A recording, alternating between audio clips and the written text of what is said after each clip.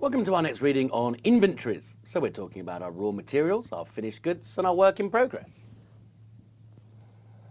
Okay, so if we were looking at a basic company, a merchandising company that simply bought in goods and sold them, then our inventory equations would be beginning inventories plus purchases being the available for sale goods minus cost of goods sold, representing the goods we've actually sold, equals our ending inventory. Or as we see it in the income statement, beginning inventory plus purchases, the available for sale, subtract what we haven't yet sold or sold, the ending inventory, and that gives us our cost of goods sold. Now, why are we applying this? We're applying it because we're applying the matching concept, one of our accruals concept. What we want to make sure is that our cost of sales, otherwise known as cost of goods sold, matches the number of units we've actually physically sold. So we take our beginning inventory, add on the purchases that we've made in the year, that gives us the total number of units available for sale. If we haven't sold all of those, we're then going to subtract the ending inventory. We're taking this ending inventory out of our income statement and storing it in current assets in the balance sheet because we're saying these haven't been sold yet, they shouldn't be in the income statement. And that will take us down to our cost of goods sold or our cost of sales, representing the cost of the units that we actually physically have sold. So we're trying to match the cost of goods sold to the number of units actually sold. Okay, our first little LOS asks us to distinguish between costs included in inventory and costs recognized as expense. Now you can see product costs are capitalized as inventory. The basic rule here is we can include all of the costs in getting our inventory into its current location and condition. So we'll include the purchase cost of any materials, less any discounts and rebates that we receive, the conversion cost of converting our materials into goods, so labor and manufacturing overheads, and any other cost necessary to bring the inventory to its present location. So all costs involved in bringing the inventory to its current condition and current location can be included in our inventory figure. Now period costs are ones that are going to hit the income statement rather than being included in inventory. Abnormal waste. So in other words, when we look at our material and our labor, it should be based on the standard cost of production. Any overruns are deemed to be abnormal and should be expensed. Storage costs. Well, storage of our finished goods. Again, storage of our finished goods wouldn't be included. It would be in our sales, general and admin because our cost of goods sold should only include the cost of manufacturing, producing your goods, essentially not storing them. Okay. So storage costs wouldn't be included unless they were required production costs. And then finally, selling and administrative costs, of course, again, have nothing to do with getting your goods into their finished state, so again would be expensed. Let's have a little look at an example. So in our particular company, we've produced 1,500 units. We've incurred $10 million worth of cost on raw material. Our labor costs $5.3 million. The manufacturing overhead for the year, $2.7 million. Freight into plant, cost of getting the materials into our warehouse, $150,000. Storage cost of finished goods, $375,000. Abnormal waste on material overruns, $200,000. And then some administration costs here of $190,000. So what we've been asked to do here is to work out the standard cost of one unit. So what we're going to do is take our materials, because of course they're involved in getting the stock into its current location and condition. Labor cost, because of course that's involved in producing our finished goods. The manufacturing overhead, and notice labor cost and manufacturing overhead we refer to as our conversion costs. So as long as they're the standardized amounts and don't include any overruns, then they can be included. Now remember, we can include any costs of getting our inventory into its current location and condition. So any freight in, any cost of receiving the materials into your plant can be included. Now notice the costs that we've excluded. We've excluded the storage cost of finished goods. No, it's only the cost of getting your goods into the current condition and location. Any further storage costs are excluded, so we won't include the $375,000. Abnormal wastage. Again, no, we should only be including the standard cost of producing our inventory, so therefore the abnormal cost is ignored. And administrative costs, no. Our manufacturing overhead would include all of the overheads related to production, such as the electricity for the machines, the depreciation of machines, etc. Okay. Any administration overheads, anything to do with the daily running of the business but not directly related to production, cannot be included. So if we add up our costs, 10 million, 5.3 million, 2.7 million and 150,000, we get a total cost of our inventory of 18.15 million. Divide that through by the number of units you've actually produced in the year, 1.5 million, and we get our standard cost per unit to be $12.10. Now our next LOS asks us to describe the methods of valuing our ending inventory. What it's asking us to do here is describe the cost formula. And essentially there are going to be three major methods we could use: FIFO, LIFO and average cost. And we use those to compute cost of goods sold and ending inventory. Just note that again there is a little video here in the Swayzer library covering FIFO, LIFO and average cost for you. Okay, so here are four major methods. Okay, so there's an extra method here called specific identification. Let's start off with FIFO. First in, first out is what FIFO stands for. The first goods that entered your warehouse were the first goods that you sold. In other words, it's assuming that you sold the oldest items first, and as a result your ending inventory must contain the most recent purchases. And assuming that we live in an inflationary world, those most recent purchases will be at higher prices, so under FIFO we'll get the highest ending inventory figure. Now conversely, if ending inventory contains the most recent purchases, cost of goods sold must contain the older purchases, and in an inflationary world therefore they would be at lower figure, so you'll get a lower cost of goods sold figure. LIFO. Now notice it says no IFRS, so LIFO is prohibited under international accounting standards. LIFO stands for last in, first out. Basic idea here is the last goods that entered our warehouse were the first that we sold. In other words, we've sold the most recent purchases first, and as a result our ending inventory must be made up of the oldest purchases. So in an inflationary world, if our ending inventory is made up of the oldest purchases, that must mean it contains the lowest purchases, the lowest purchase prices, and as a result we'll get the lowest ending inventory under LIFO. However, if we've sold the most recent purchases at higher prices, it means our cost of goods sold will be higher. Now AVCO, or average cost, says I've got no idea whether I've sold old or new items, they all look the same, so what we're going to try and do is work out a standard cost, if you like. What we do is we take our beginning inventory plus our purchases and we divide through by the number of units represented there.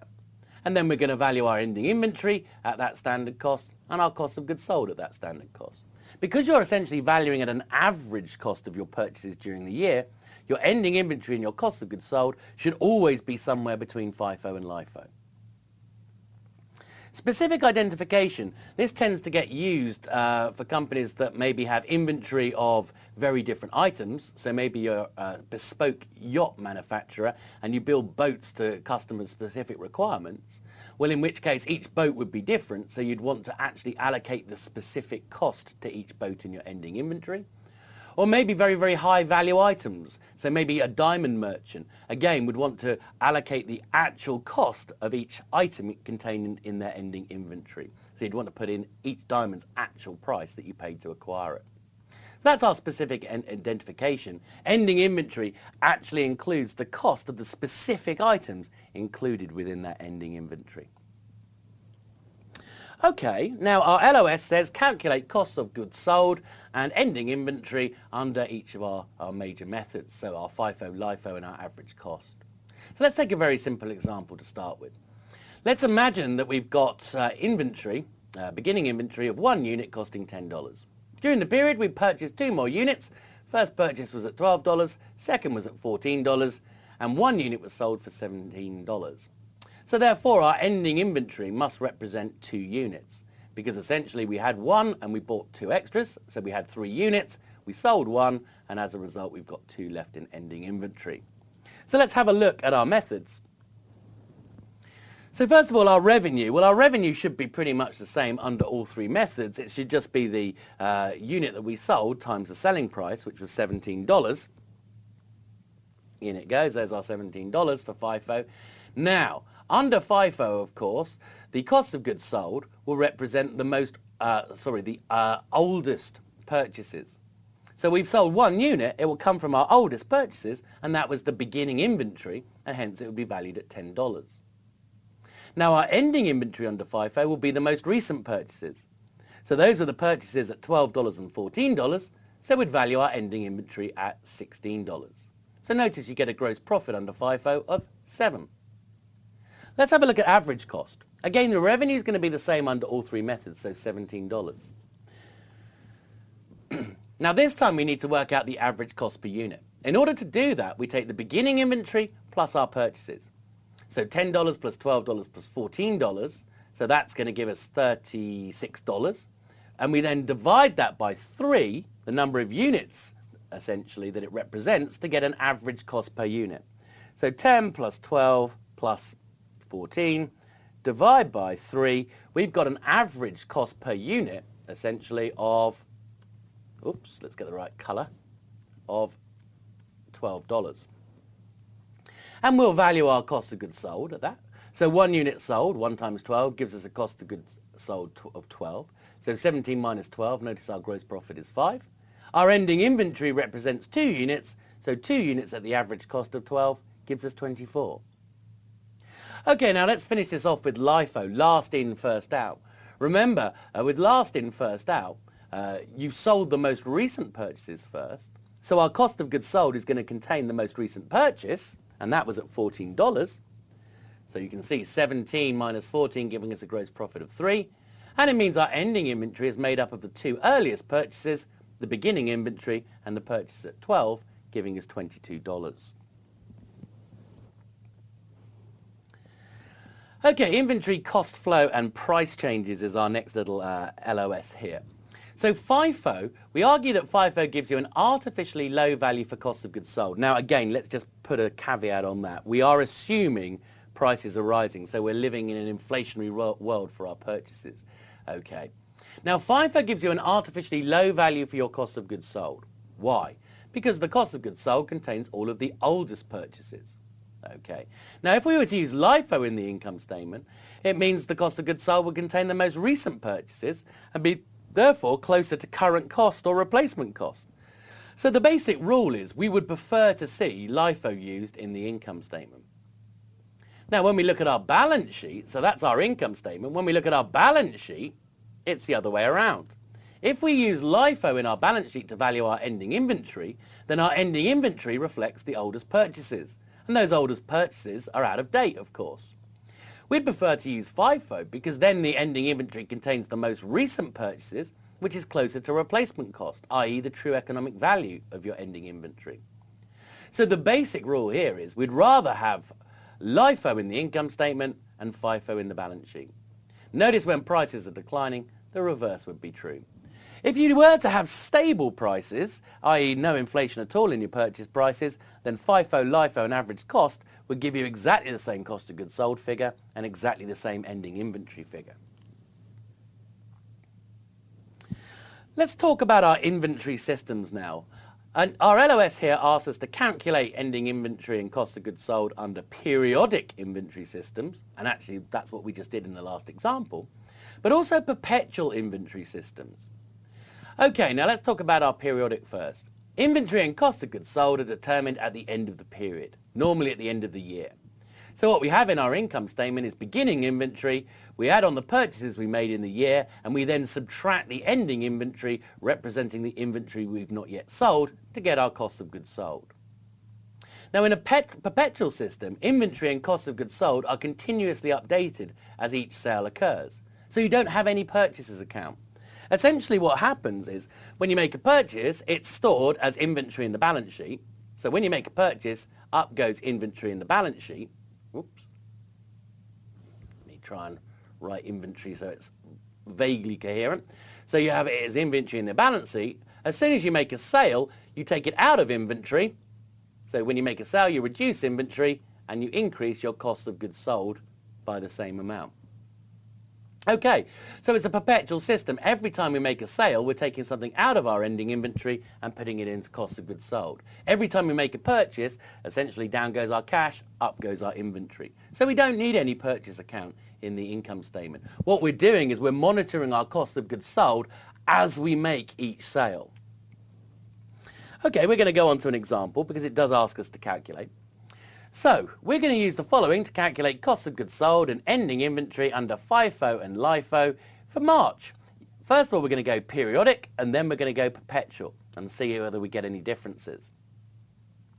So notice we've got a beginning inventory of 4 units at $3 per unit, so of $12. Then on the 14th of March, we make a sale. Okay. Then on the 25th of March, we make some more purchases of 10 units, and then on the 28th, again, we make another sale of 8 units. So our total inventory over the period for the beginning inventory plus the purchases equals 10 units. No, it doesn't. 4 plus 10 generally equals 14, doesn't it? Let's go again. Let's try again. Basic arithmetic, 14 units, essentially. And of course, our sales, 3 plus 8 equals 11. So our ending inventory that we're going to have under this method is going to be 3 units. Okay, now what we're going to do is look at the perpetual system and the periodic system. Let's kick off with our periodic system. Let me just get rid of that. Okay, so we're going to start off with our periodic system. And you can see our ending inventory equals 3 units. So here we go, periodic. Beginning inventory was 12 units, 4 times 3, giving us $12. We made 10 purchases in the year at $3.70, so 10 times $3.70 gives us 37. And under FIFO, first in, first out, our ending inventory would be 3 units valued at the most recent purchase prices, and that, of course, was those 10 units bought at $3.70. So 3 units at $3.70, giving us $11.10. Now, let's look at the perpetual system. We make a sale on the 14th of March, and that sale was 3 units. Okay. Now, those 3 units, of course, have got to come out of your beginning inventory because you only had 4 units at that time. So we'll value those 3 units from your beginning inventory at $3. Bang. You've then got another sale on the 28th of March, 8 units. And remember, under FIFO, we're selling the oldest units first. So we've got 1 unit of beginning inventory left. So we'll do 1 times 3. The remaining 7 units of sales must have come from our most recent purchases at $3.70, giving us a cost of goods sold of $28.90. Notice, therefore, if you add up your 2 sales, 9 and $28.90, you get an overall cost of goods sold of $37.90. The key thing to notice, therefore, is it's the same result under the periodic and the perpetual. And our ending inventory, of course, is going to be the same. Our ending inventory, you can see under the perpetual, we've got 3 units left, and they're the most recent purchases. 11.10 is exactly the same as what we had under the periodic. So, you can see you get exactly the same results under periodic and perpetual if you're using FIFO. Now, of course, what we're again going to do is have a look at LIFO, and the key that we're going to see under LIFO is we do not get the same results. So here's our data again. It's exactly the same. Notice beginning inventory 4 units, purchases 10 units, 14 units. We then sell 11 units, giving us 3 units remaining. But, of course, LIFO assumes you sell the most recent purchases first. So, under periodic, the last 11 units purchased are sold. Okay, so under our periodic convention, of course, all we're going to do is value our ending inventory at the oldest prices. Okay, now under the perpetual system, this is where it's going to get exciting. 3 of the units sold. These units here, of course. Remember, we're going to assume we sell the most recent items first. But on the 14th of March, these 4 units were the most recent purchases. So we're going to have to value those at $3. Okay. Then when we make the next sale of 8 units, 1 unit of that has got to come out of our beginning inventory. The remaining 7 units have got to come from our purchases on the 25th of March. So it's going to be more interesting. Let's have a look at how it actually plays out. Under periodic, beginning inventory 4 units at $3.12, purchases 10 units at $3.70, 37. The ending inventory, therefore, is the oldest items, so 3 units at $3, giving us $9 and a cost of goods sold of $40, therefore. 12 plus 37 less 9. Now let's look at the perpetual. This is where it differs. Because remember, on that 14th of March sale, the most recent purchases were the beginning inventory, so therefore we're using the $3. Now on the 28th of March, of course, then we're going to sell 8 units, and they're going to come out of our most recent purchases, and they're going to come out of those 10 units at $3.70. So we'd use 8 units times $3.70, $29.60, giving us a cost of goods sold of $38.60. What would our ending inventory represent? Well, we've got 1 unit of beginning inventory left at $3 and 2 units of those purchases at $3.70. So 1 plus times 3, 2 times $3.70, we'd get an ending inventory of $10.40. Again, the key thing therefore to note on this one is we get very different results on using periodic and perpetual if we are using LIFO.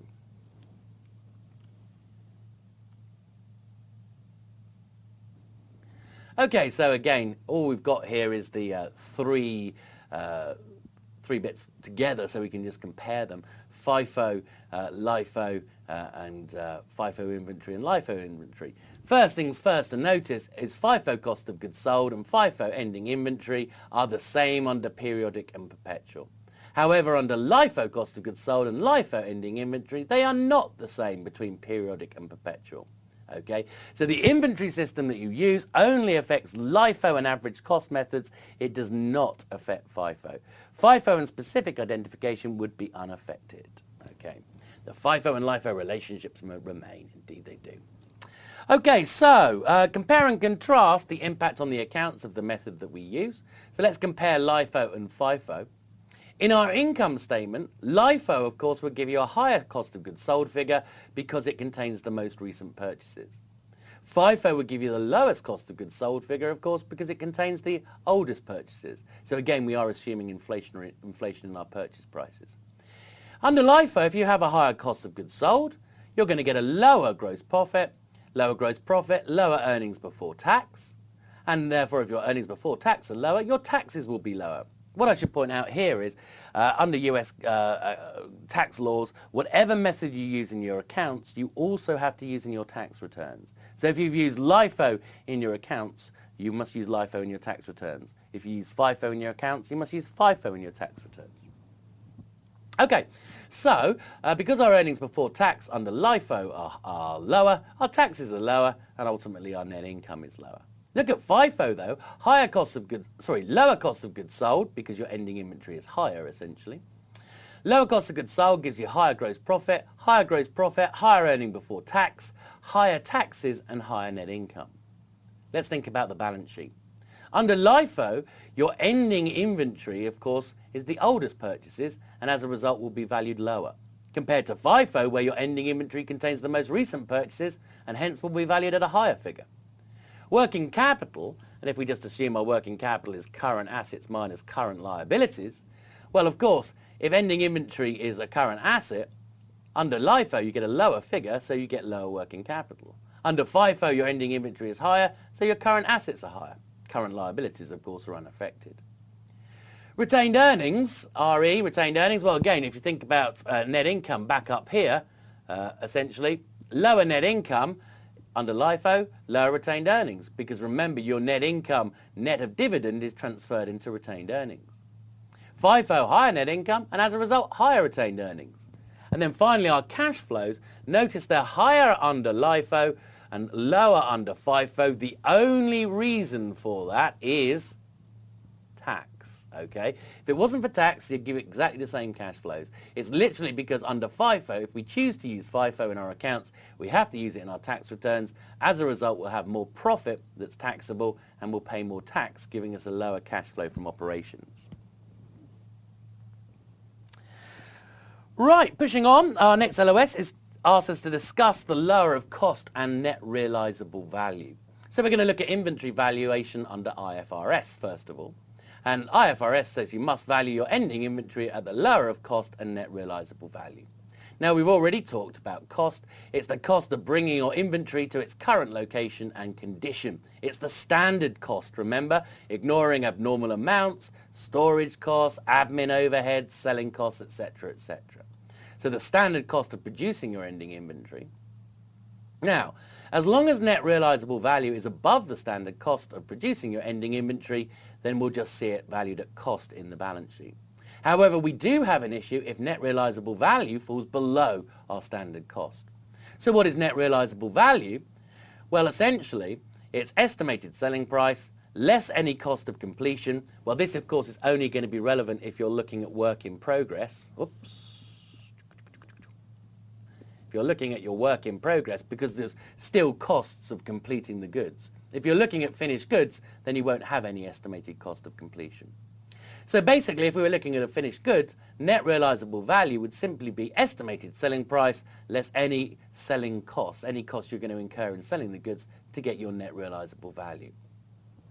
If net realizable value falls below cost, you have to write it down to the net realizable value. So down comes ending inventory in the balance sheet. The other side, it appears as an expense in the income statement in your unusual or infrequent items. Now, if net realizable value then recovers in a future period, you can reverse the write-down, okay? So you can write the ending inventory back up in the balance sheet and reverse the write-down, show it as essentially a revenue in the income statement, increasing your net income. So note, IFRS does allow us to reverse write-downs of inventory.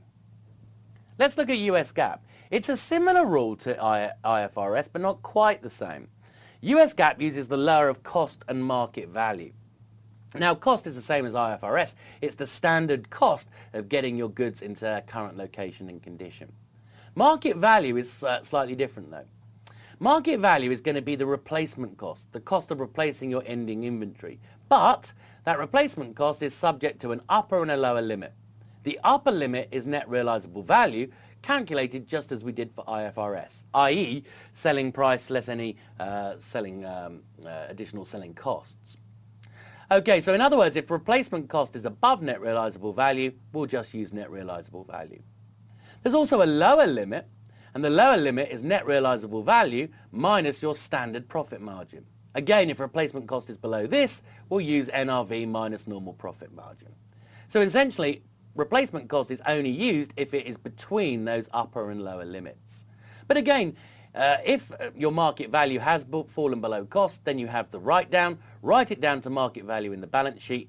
Show the write-down as an unusual or infrequent item in your income statement as an expense, reducing net income. Now again, note with US GAAP, once you write down your ending inventory, you're not allowed to reverse that, even if market value recovers in a subsequent period.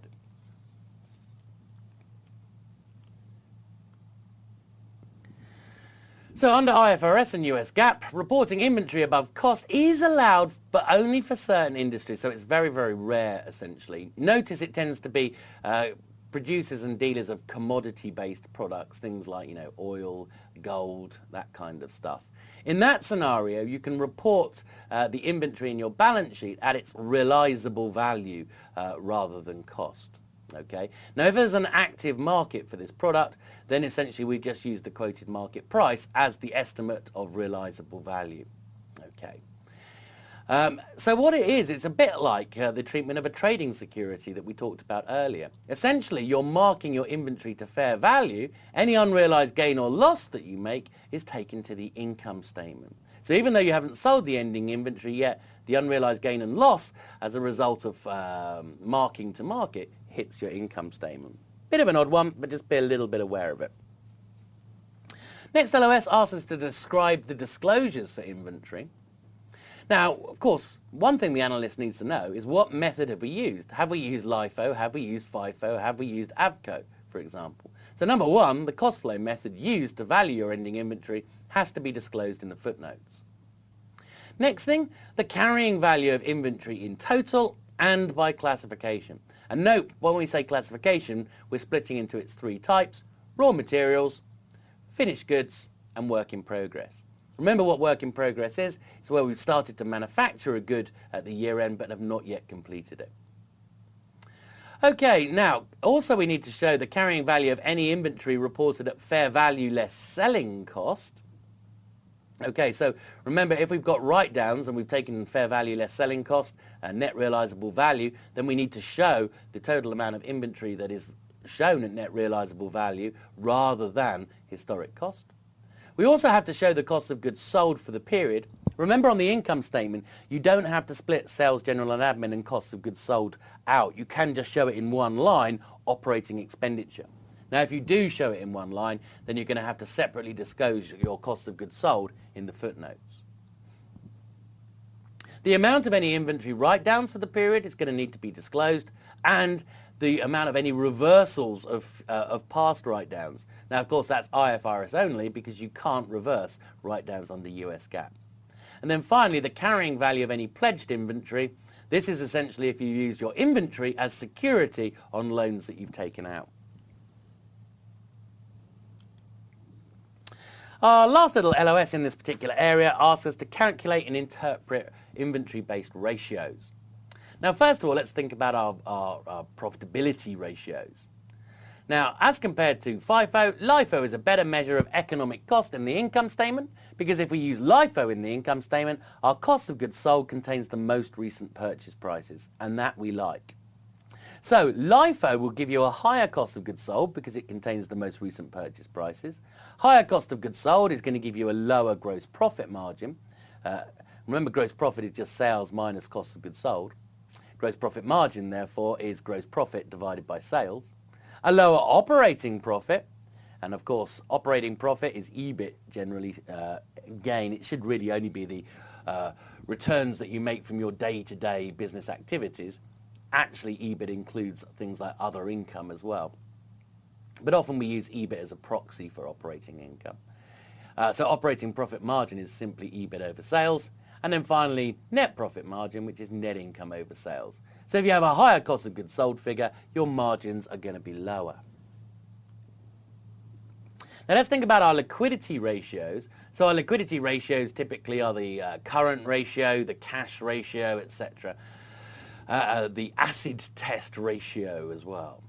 So essentially these are balance sheet based measures. Now the general rule, remember, is we like FIFO in the balance sheet because it means if we use FIFO, it means the ending inventory contains the most recent purchase prices and as a result is closer to replacement cost or economic value. So FIFO would give you the higher ending inventory, which means it would give you the highest current ratio. Remember your current ratio, current assets over current liabilities. Would it affect the quick ratio? Quick ratio, current assets excluding inventory? So no. Quick ratio and cash ratio, of course, are not affected by your inventory method because they don't include inventory in their measure of current assets. Working capital, remember we said current assets minus current liabilities. Well, if FIFO gives you higher ending inventory, it's going to give you higher current assets and as a result, higher working capital. Activity-based ratios. So our activity-based ratios are mixed ratios where part of it's coming from the balance sheet, part of it coming from the income statement. LIFO cost of goods sold, of course, is based on the most recent purchase prices, but LIFO ending inventory would be based on historic prices. So if we look at inventory turnover, which essentially is cost of goods sold divided by average inventory. Now note, of course, we use average inventory because cost of goods sold comes from the income statement. As a result, it's spread over an entire year, whereas the balance sheet's static at a point in time. So it's best to use average inventory, which is just last year's inventory figure plus this year's inventory figure divided by 2. Anyway, if you use LIFO to value your ending inventory, you're going to get lower inventory. So the idea essentially is if we've used LIFO, we've got higher COGS but lower inventory, and as a result we'll get a higher inventory turnover ratio. Now if we've got a higher inventory turnover ratio, we're going to get lower days of inventory on hand. Remember, days of inventory on hand is just 365 divided by your inventory turnover. Okay, so because your inventory turnover is higher, you're going to get lower days of inventory on hand. Let me remind you roughly of what days of inventory on hand is. It's telling us the time between receiving raw materials and selling finished goods. Leverage ratios. Let's think about our leverage ratio. Now FIFO, of course, results in higher assets because it gives you higher ending inventory because they're at the most recent purchase prices. So again, all of this is assuming inflation in your purchase prices. Now FIFO, of course, also would give you higher stockholders' equity. Why higher stockholders' equity? Well, remember, it gives you lower cost of goods sold in the income statement, lower cost of goods sold, higher taxes, but also higher net income. And if we have higher net income, we have higher retained earnings. And if we have higher retained earnings, of course, we have higher equity. So let's think about those. If we use FIFO, our assets will be higher. Now debt, I should say, is unaffected by either method. So debt is not going to be affected, but FIFO is going to give us higher assets and as a result a lower debt to asset ratio. Of course, FIFO gives us higher retained earnings and hence higher stockholders' equity, so a lower debt to equity ratio. So notice therefore that FIFO is generally going to be good for our leverage ratios. Just a few other little ratios just to remind yourselves, we've talked about these anyway. The inventory turnover ratio, cost of goods sold over average inventory. Remember, whenever you're looking at a mixed ratio, use averages of the balance sheet. Mixed just means part of it's coming from the income statement, part from the balance sheet. Days of inventory on hand, remember 365 divided by inventory turnover, the time between receiving raw materials and selling finished goods. And our gross profit margin, gross profit over revenue, where gross profit essentially, and revenue they mean sales really, is sales minus your cost of goods sold.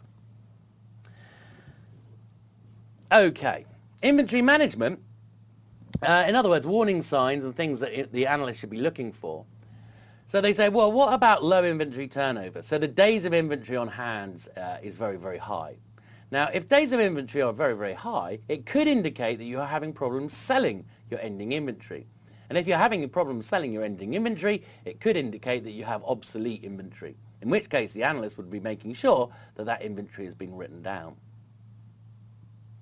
High turnover, low days of inventory on hand with low sales growth relative to the industry. Now, essentially, if you've got low sales growth, but very small days of inventory on hand relative to the industry, it could actually indicate that you're losing sales from insufficient inventory levels. And we talk about losing sales from insufficient inventory levels as being stockouts. Okay, so your sales growth is low relative to the industry, but you're turning your inventory over very rapidly. So you've got very little inventory on hand, meaning essentially people might come and want to purchase from you, but you haven't got the inventory. High turnover, low days of inventory on hand, okay, with sales growth that is above industry average. Well, that would, of course, indicate efficient inventory management. We're making high sales, and our sales are growing at a very rapid rate, but we've got low days of inventory on hand, meaning we're holding the minimum amount of inventory that we require. So we're being very efficient. Okay, let's finish this reading with a question. For analytical purposes, an analyst would prefer to use which method? LIFO COGS, FIFO inventory? Well, remember, basically, they like LIFO in the income statement because the cost of goods sold would represent the most recent purchases, but they prefer FIFO in the balance sheet because FIFO in the balance sheet, the ending inventory would contain the most recent purchases. So therefore, our answer is A.